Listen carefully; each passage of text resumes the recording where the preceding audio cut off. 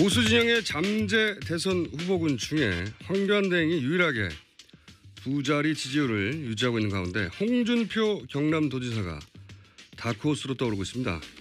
홍준표 도지사 전화 연결해보겠습니다. 안녕하세요. 오랜만입니다. 이렇게 인터뷰하는 게 얼마만입니까? 한때 거의 매주 인터뷰하고 지냈는데. 그렇죠. 예, 이렇게 잠재 대선 후보로 다시 만났습니다. 잘 지내셨어요? 좀 힘든 시간이 좀 있었습니다. 제가 그 독고다의 홍반장이라는 별명도 만들어드렸는데, 네. 새누리당 대표까지 되셨다가 네. 그때 한나라당이었죠. 금방 쫓겨나신 게 벌써 5년 전입니다. 5년이 됐어요. 네. 그 쫓겨난 게 아니라 내가 사표 내고 나왔죠. 쫓겨난 거죠. 그렇죠. 네, 쫓겨나셨죠. 시다.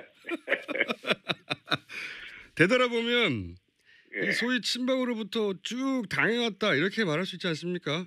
홍 지사님은? 그래왔죠. 예, 쭉 당해 오셨죠. 예. 네.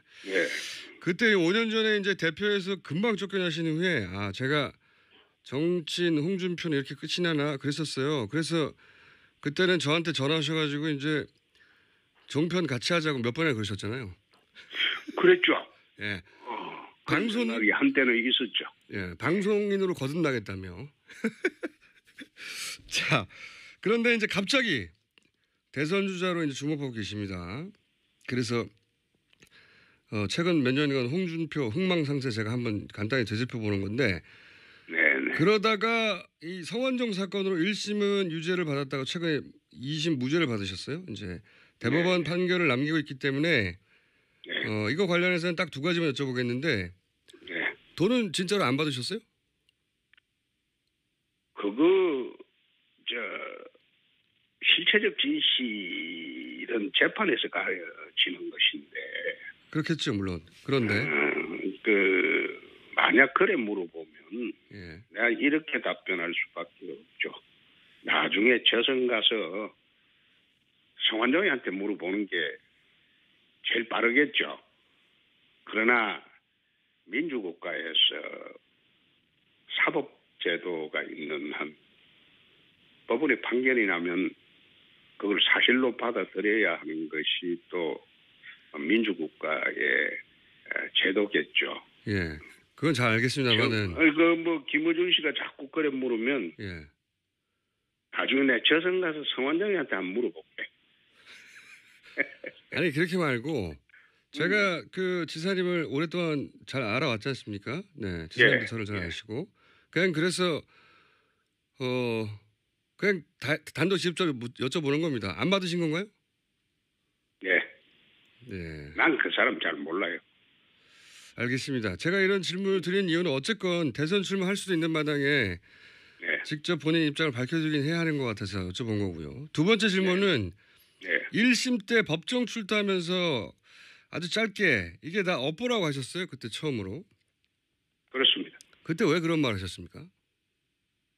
이 사건 처음에 1년 10개월 전에 문제가 될 때 내 그런 생각을 했습니다. 왜 그런 생각을 하셨어요? 검사를 하면서 예. 많은 사람을 단죄를 했죠. 그리고 정치하면서 상대방 가슴에 못 박는 말을 많이 했죠. 그래서 내 업보를 치르는 중이다. 그래서 이번에 아마 항소심 무죄 판결 나면서 내가 쌓은 업을 치렀다고 생각했습니다. 그래서 요즘은 좀 가뿐해졌습니다. 그러니까 앞으로 남한테 예전에 이제 검사하면서 피의자를 험하게 다뤘다든가 정치하면서 상대한테 상처가 되는 말을 했다든가 이런 업보를 받는다. 그런 생각을 하죠. 그래서 앞으로 이제 상처 주지 말고 정치하자 이런 성찰, 다짐 이런 이야기였나요? 그렇게 해야 되는데 네. 자꾸 나를 건드리면 또 달라지겠죠. 아니 근데 그래놓고 뇌물 먹고 자살한 사람 이런 표현을 또 왜 하셨어요? 그거는 내가 민주당 일각에서 대선 후보 자격 논란을 이야기하길래 네, 그건 알겠는데 아니 그래서 그 말을 하게 된 거죠. 그러니까 제 말은 뭐냐면 업보를 말씀하시는 분이 또 왜 상처 주는 표현을 다시 하셨냐고요. 나를 건드리니까 그렇지. 안 건드리면 내가 그 이야기 할 이유가 없지. 아니 업보를 말씀하셨으니까 제가 그런 말 하는 거 아닙니까? 왜 또 다른 업보를 그렇게 대선을 지금 언급하는 마당에 다시 쌓기 시작하시냐 이런 말입니다. 예. 아니 자기들은 그런 그 자격 문제가 있는 사람들이 왜 그걸 나한테 그걸 갖다가 시비를 거냐. 예. 그냥 시비 걸지 마라. 그 뜻이죠. 예. 울컥하신 거죠. 그렇지. 기분 나쁘지. 아니 제가 오늘 처음 통화할 때 느낀 건데 예전보다 말도 말하는 속도도 굉장히 천천히 부드럽게 하시는 거 보니까 이제 네. 업보를 쌓지 말아야 되겠다 이런 이렇게 조심하시는 거 아닙니까, 그죠? 예. 내가 가능하면 좀 그런 얘기 안 하고 살았으면 좋겠어요. 예. 예, 한국 정치판이라는 것은 워낙 뒤집어 씌우고 공작하고 이런 판이기 때문에 어떤 때는 또 그런 식으로 공격 안 할 수가 없습니다. 이제 제 말은 다 업보까지 말씀하신 분이니까 내가 내 출마 자격을 문제 삼아서 욱해서 그랬다. 그러고 나서 그 발언은 사과하시는 게 낫지 않습니까? 그걸 사과를 해. 자기들도 지금 그 민주당이라는 그 사람들은 97년도, 2002년도 병풍 공작으로 정권을 잡은 적이 있지 않습니까? 그런데 이제는 대법원 재판도 공작으로 할 수 있는지 그런 식으로 또 자꾸 시도를 하게 되면 상황이 달라지죠. 네, 알겠습니다. 고집은 예전부터 대단하신 분인데 하여튼 사과는 안 하시겠고 자 그럼 다음 문제로 넘어가겠습니다. 예. 박근혜 대통령은 어떤 대통령입니까? 좀 무능하지요. 그냥 딱 단순히 무능하다 한마디로 끝나는 겁니까? 난 박근혜 대통령하고 정치를 한 20여 년 같이 해봤는데 위법하거나 위헌적인 행동을 할 사람은 아니라고 봅니다. 단지 최순실 같은 허접한 사람하고 또 그 사람한테 이용됐다고 그런 느낌을 받습니다. 그래서 무능한 대통령이지 꼭 위헌 위법을 했다 이렇게 보지는 않습니다. 그러니까 무능 옛날에 중국 진나라 시절에 진나라가 최초로 중국을 통일하고 32년 만에 망합니다. 진시황이요. 예. 진시황 아들 호해 시절에 망합니다. 진시황이 죽고. 근데 거기에 망하는 주범이 조고라는 황관이 있습니다. 시대에 국정농단을 냈던 조고라는 황관이 있는데 박근혜 대통령 들어오고 난 뒤에는 한 2년을 거치면서 2년 후에 이 정부의 조고라는 사람 때문에 어려움을 처할 것이다. 그런 이야기를 내 주변 사람한테 한번 한 일이 있어요. 친박의 조고는 누굽니까? 내가 누구라고는 이야기하지 않겠습니다. 그래서 몇 명인데요? 몇 명이라고도 이야기하기가 어렵죠. 그게 네. 그 사람들 때문에 결국은 무능하니까 나라를 이 꼴로 만든 거 아니냐. 난 그렇게 봅니다. 대통령은 무능했고 그리고 친박 주변의 몇 인물은 환관 조고에 해당될 인물이다. 아니 조고 같은 인물이 있다. 그 정도로 하십시다. 한 명 이상입니까? 네, 그것도 이야기하기 어렵습니다. 내가 지금 같은 당에 있었던 사람 또 여당의 사람들이기 때문에 누구라고 지칭하기는 어렵지만은 조고 같은 인물이 있기 때문에 대통령이 이 지경에 이르렀다 이런 생각을 합니다.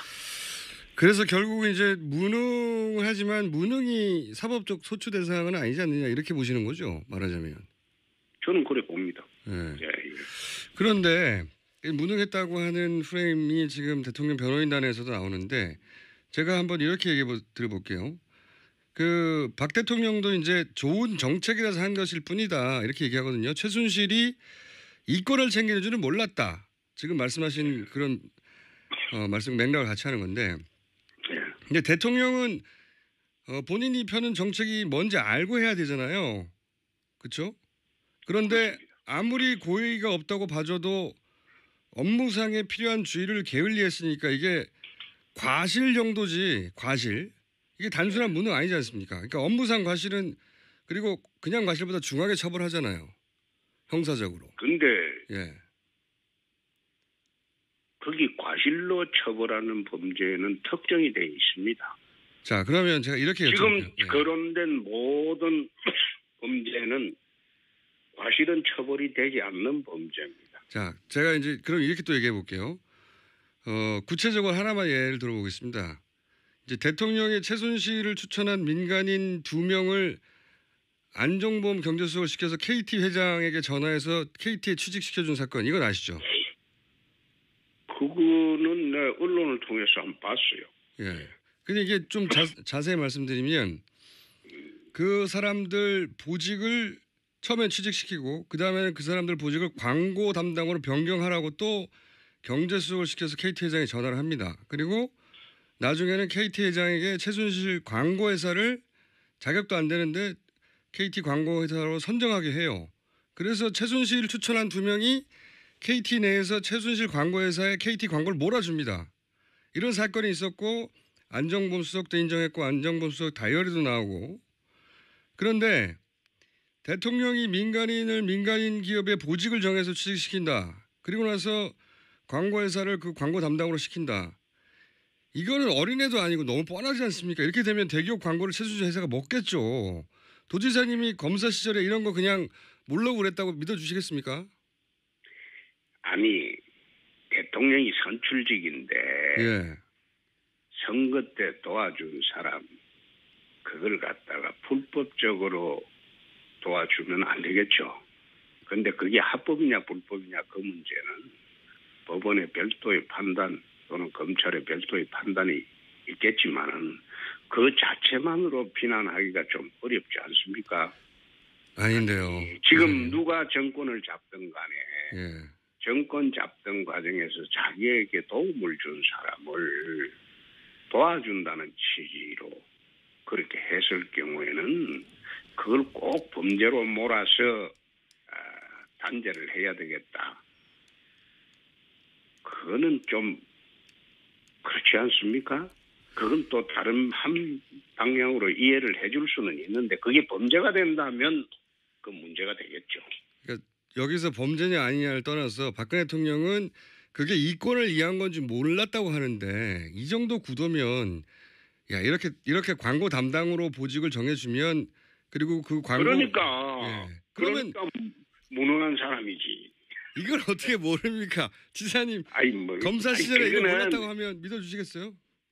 아니 내가 검사를 그만둔 지가 지금 몇 년이 됐는데 25년이 됐는데 뭐 나 이번에 내 당해보니까 검사 그 문제가 큽니다. 내 옛날에 검사할 때는 나는 천민 검사를 했는데 예. 뭐 밑바닥 검사를 했는데 요즘 내가 당해보니까 검사가 이거 사건을 수사하는 게 아니고 사건을 만드는 그런 걸 봤어요. 그래서 내 죽으면 내 아들들한테 형고 검사 부분실리로 지방을 써라. 그래 쭉 얘기를 해왔는데 이번 사건 당하고 난 뒤에 내 두 아들한테 그런 이야기를 합니다.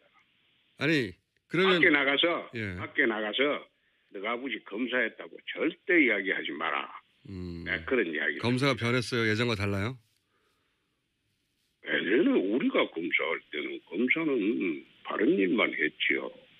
바른 일만. 자 그러면 지사님 이번 특검 수사는 그럼 검사에게 나와서 하는 말인데 어떻게 평가하십니까? 특검 수사는. 원래 특검은 그거는 그 정치검사입니다. 네? 특검이 순수 사법이라고 보기는 어렵습니다. 정치권에서 임명된 일종의 정치 검사들인데 이번 특검의 수사 과정을 지켜보면서 내 잘잘못을 떠나서 여론에 따라가는 수사를 하는 거 아니냐 그런 느낌을 받았습니다. 그러면 특검보다 오히려 검찰 특수본이 더 올바른 수사를 했었다 이렇게 보십니까? 특수본은 나는 저거는 만들어 놓고 제대로 수사를 못했다고 봅니다. 그리고 상대적으로는 어쨌든 특수본이 나왔습니까? 특수본에서 기업 사람들은 피해자로 봤습니다. 그때는 피해자로 봤죠. 특검에 가자마자 그게 갑자기 가해자로 둔갑을 했습니다. 공범이 됐죠. 그런데 그거는 저희가 보기에는 증거 또는 수사에 의해서 바뀐 게 아니라 어떻게 보면 여론에 따라가는 수사를 하다 보니까 갑작스럽게 그렇게 바뀐 게 아닌가 그런 생각도 해봤습니다. 그러면 특수본이 오히려 더 올바로 수사했다는 말씀이 되는 건데요. 근데 특수본도 제대로 수사 못했죠? 안 했죠? 도지사님이 1년 반 전에 성완종 사건으로 기소될 때 지금 검찰대로 정치검찰이라고 하셨어요. 내가 정치검찰이라고 한 기억은 없습니다. 기사에 그렇게 나옵니다. 저도 기억이 나요. 아니 기사에 그래 정치적이었다. 예. 그렇죠. 그 결론은 정치적이었다는 건데 그거는 그 성완종 리스트는 나중에 한번 재수사해 볼 기회가 있으면 알게 될 것입니다만 그거는 2012년도 박근혜 대통령 선거 당시에 대선 자금 문제입니다. 대선 자금 문제인데 그걸 피해가기 위해서 사건을 만들다 보니까 내 사건하고 이완구 사건은 대선 자금이 아니죠. 하나는 경선 자금으로 만들어 놨고 하나는 선거 자금으로 만들었죠. 그래서 내가 좀 결론을 낼 때 이것은 정치적인 목적을 갖고 한 수사가 아닌가. 내가 그런 이야기는 한 적이 있습니다. 그 사안은 저희가 따로 한번 언제 시간이 되면 다루기로 하고요. 제가 이 질문을 드린 이유는 뭐냐면 이제 특검이 정치적이라고 하시니까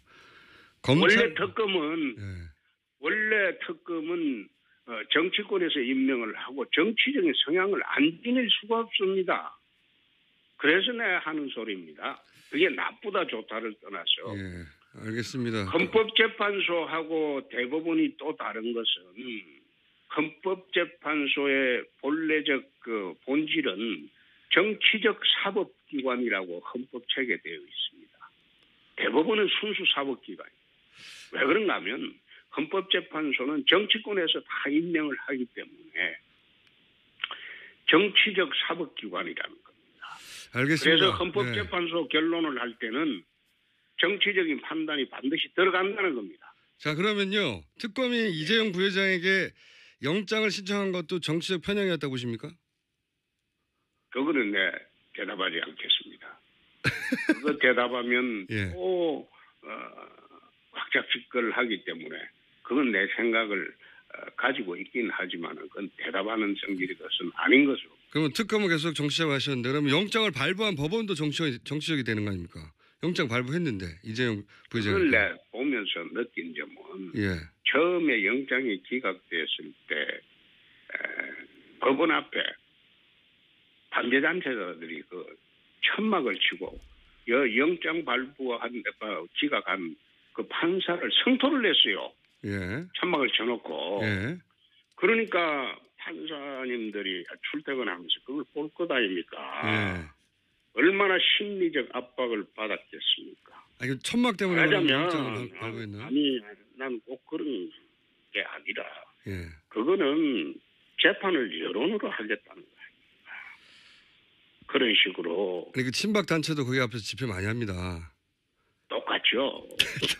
똑같죠.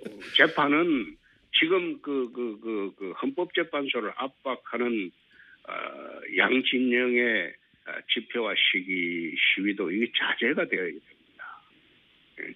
지금 앉아서 여론으로 재판하고 여론으로 결정하겠다고 하면 이게 인민재판이지 어떻게 민주주의 하에 정당한 사법권이 독립이 보장되는 그런 재판이 됩니까? 사법부도 인민재판을 했다고 보시는 거죠? 그러면 아니죠.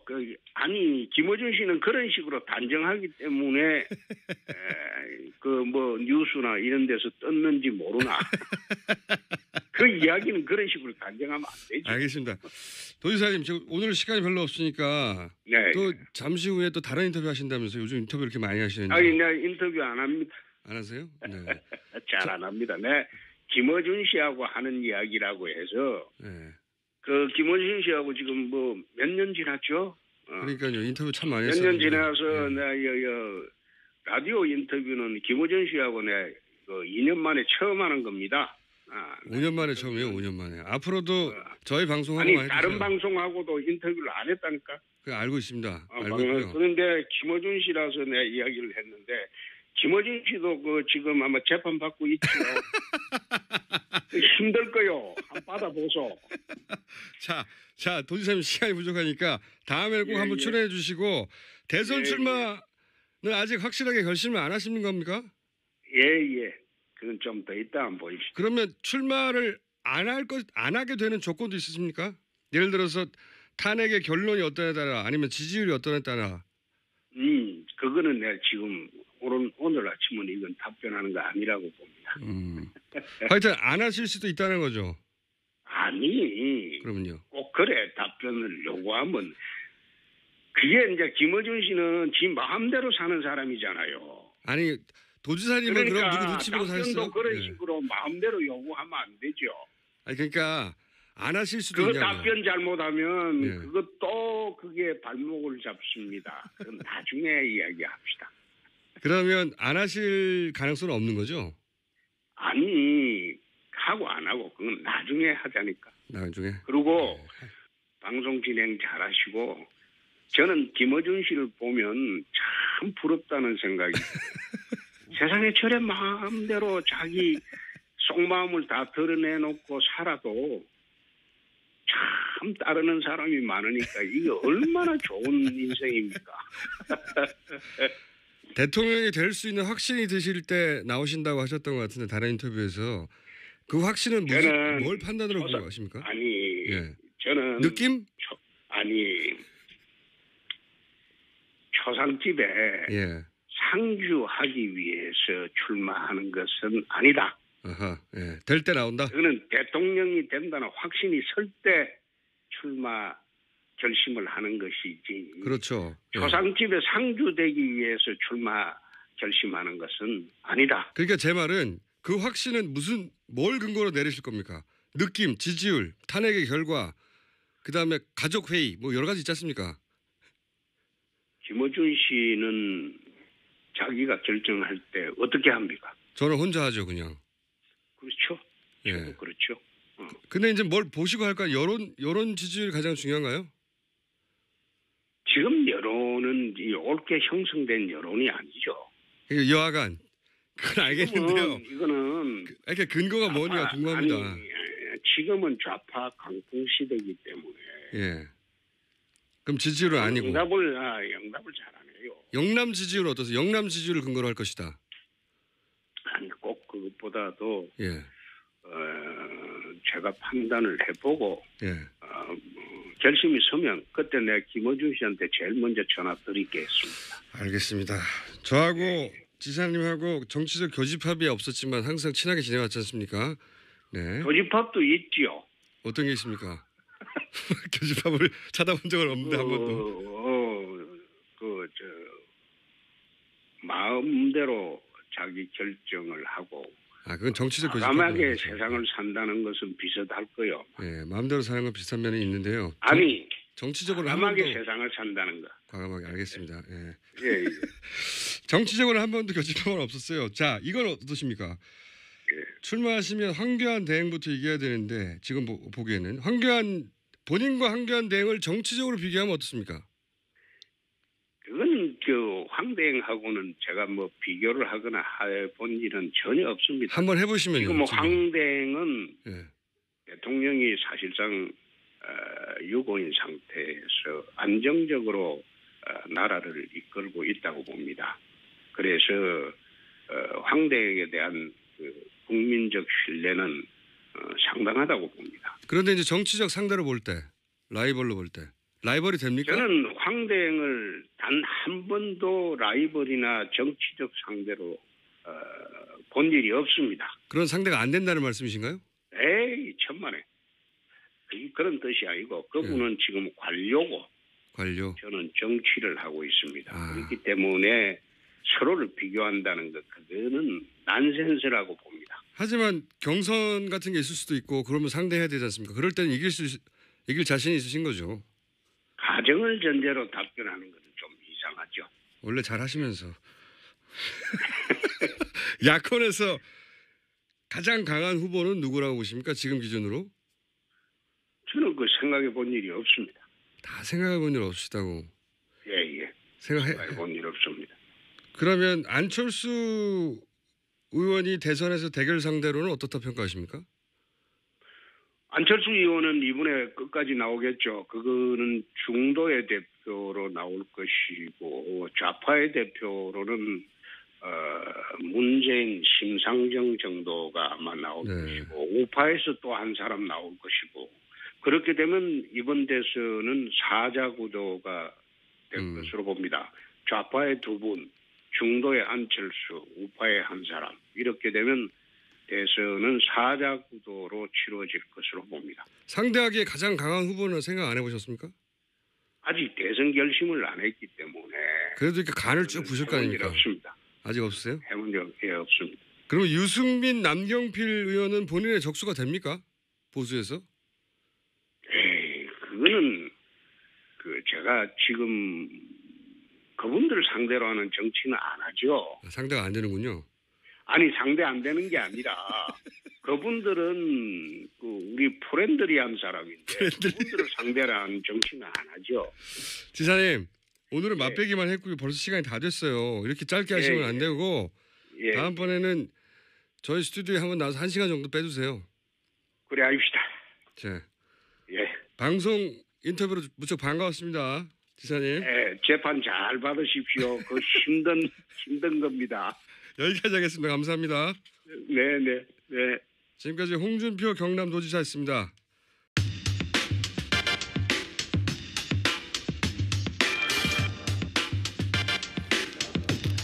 보수 진영의 잠재 대선 후보군 중에 황교안대행이 유일하게 두 자리 지지율을 유지하고 있는 가운데 홍준표 경남도지사가 다크호스로 떠오르고 있습니다. 홍준표 도지사 전화 연결해 보겠습니다. 안녕하세요. 오랜만입니다. 이렇게 인터뷰하는 게 얼마만입니까? 한때 거의 매주 인터뷰하고 지냈는데 그렇죠. 이렇게 잠재 대선 후보로 다시 만났습니다. 잘 지내셨어요? 좀 힘든 시간이 좀 있었습니다. 제가 그 독고다의 홍반장이라는 별명도 만들어드렸는데 새누리당 대표까지 되셨다가 그때 한나라당이었죠. 금방 쫓겨나신 게 벌써 5년 전입니다. 5년이 됐어요. 네. 그 쫓겨난 게 아니라 내가 사표 내고 나왔죠. 쫓겨난 거죠. 그렇죠. 네, 쫓겨나셨죠. 되돌아보면 이 소위 친박으로부터 쭉 당해왔다 이렇게 말할 수 있지 않습니까? 홍 지사님은? 그래왔죠. 쭉 당해 오셨죠. 그때 5년 전에 이제 대표에서 금방 쫓겨나신 후에 제가 정치인 홍준표는 이렇게 끝이 나나 그랬었어요. 그래서 그때는 저한테 전화하셔가지고 이제 종편 같이 하자고 몇 번이나 그러셨잖아요. 그랬죠. 그냥 단독 직접적으로 여쭤보는 겁니다. 안 받으신 건가요? 네. 난 그 사람 잘 몰라요. 알겠습니다. 제가 이런 질문을 드린 이유는 어쨌건 대선 출마할 수도 있는 마당에 직접 본인 입장을 밝혀주긴 해야 하는 것 같아서 여쭤본 거고요. 두 번째 질문은 1심 때 법정 출두하면서 아주 짧게 이게 다 업보라고 하셨어요. 그때 처음으로. 그렇습니다. 그때 왜 그런 말 하셨습니까? 이 사건 처음에 1년 10개월 전에 문제가 될 때 그런 생각을 했습니다. 왜 그런 생각을 하셨어요? 검사를 하면서 많은 사람을 단죄를 했죠. 그리고 정치하면서 상대방 가슴에 못 박는 말을 많이 했죠. 그래서 내 업보를 치르는 중이다. 그래서 이번에 아마 항소심 무죄 판결 나면서 내가 쌓은 업을 치렀다고 생각했습니다. 그래서 요즘은 좀 가뿐해졌습니다. 그러니까 앞으로 남한테 예전에 이제 검사하면서 피의자를 험하게 다뤘다든가 정치하면서 상대한테 상처가 되는 말을 했다든가 이런 업보를 받는다. 그런 생각을 하시. 그래서 앞으로 이제 상처 주지 말고 정치하자 이런 성찰, 다짐 이런 이야기였나요? 그렇게 해야 되는데 네. 자꾸 나를 건드리면 또 달라지겠죠. 아니 근데 그래놓고 뇌물 먹고 그런 식으로 공격 안 할 수가 없습니다. 이제 제 말은 다 업보까지 말씀하신 분이니까 내가 내 출마 자격을 문제 삼아서 욱해서 그랬다. 그러고 나서 그 발언은 사과하시는 게 낫지 않습니까? 그걸 사과를 해. 자기들도 지금 그 민주당이라는 그 사람들은 97년도, 2002년도 병풍 공작으로 정권을 잡은 적이 있지 않습니까? 그런데 이제는 대법원 재판도 공작으로 할 수 있는지 그런 식으로 또 자꾸 시도를 하게 되면 상황이 달라지죠. 네, 알겠습니다. 고집은 예전부터 대단하신 분인데 하여튼 사과는 안 하시겠고 자 그럼 다음 문제로 넘어가겠습니다. 예. 박근혜 대통령은 어떤 대통령입니까? 좀 무능하지요. 그냥 딱 단순히 무능하다 한마디로 끝나는 겁니까? 난 박근혜 대통령하고 정치를 한 20여 년 같이 해봤는데 위법하거나 위헌적인 행동을 할 사람은 아니라고 봅니다. 단지 최순실 같은 허접한 사람하고 또 그 사람한테 이용됐다고 그런 느낌을 받습니다. 자살한 사람 이런 표현을 또 왜 하셨어요? 그거는 내가 민주당 일각에서 대선 후보 자격 논란을 이야기하길래 네, 그건 알겠는데 아니 그래서 그 말을 하게 된 거죠. 그러니까 제 말은 뭐냐면 업보를 말씀하시는 분이 또 왜 상처 주는 표현을 다시 하셨냐고요. 나를 건드리니까 그렇지. 안 건드리면 내가 그 이야기 할 이유가 없지. 아니 업보를 말씀하셨으니까 제가 그런 말 하는 거 아닙니까? 왜 또 다른 업보를 그렇게 대선을 지금 언급하는 마당에 다시 쌓기 시작하시냐 이런 말입니다. 예. 아니 자기들은 그런 그 자격 문제가 있는 사람들이 왜 그걸 나한테 그걸 갖다가 시비를 거냐? 예. 그냥 시비 걸지 마라 그 뜻이죠. 예. 울컥하신 거죠. 그렇지 기분 나쁘지.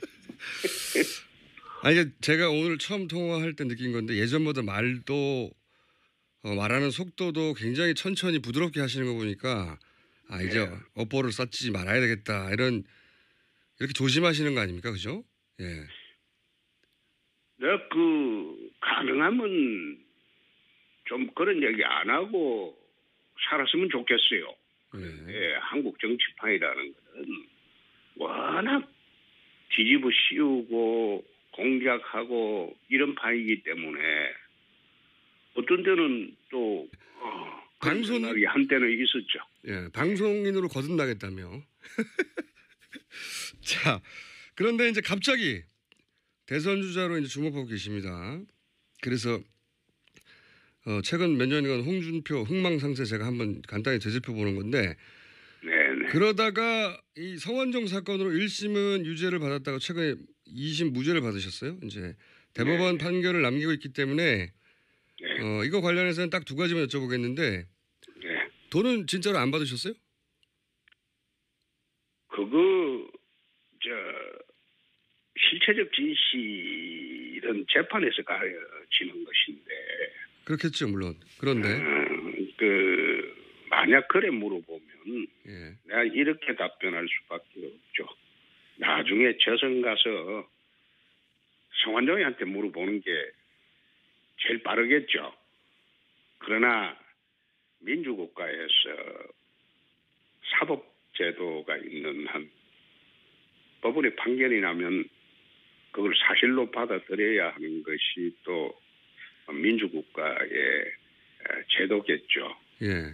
그건 잘 알겠습니다만은. 그뭐 김어준 씨가 자꾸 그래 물으면 예. 나중에 내 저승 가서 성완장이한테 한번 물어볼게. 아니 그렇게 말고 제가 그 지사님을 오랫동안 잘 알아왔지 않습니까? 네. 지사님도 예, 저를 잘 예. 아시고 그냥 그래서